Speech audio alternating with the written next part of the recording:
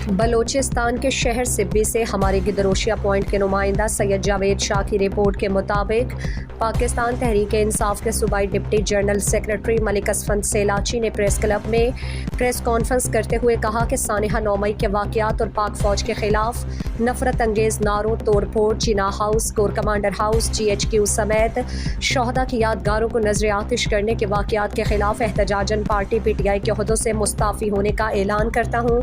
उन्होंने कहा कि मैं 2011 से पार्टी के मुख्तलिफ ओहदों पर रहा हूँ। PTI में ये सोचकर शामिल हुआ था कि इमरान खान पाकिस्तान को मदीना की रियासत बनाना चाहता है। मुल्क से गुर्बत, बेरोज़गारी और दुनिया में पाकिस्तान के वक़ार को बुलंद करने के नारों के सबब PTI का हिस्सा बना। पार्टी के ओहदों से मुस्ताफ़ी हुआ हूँ।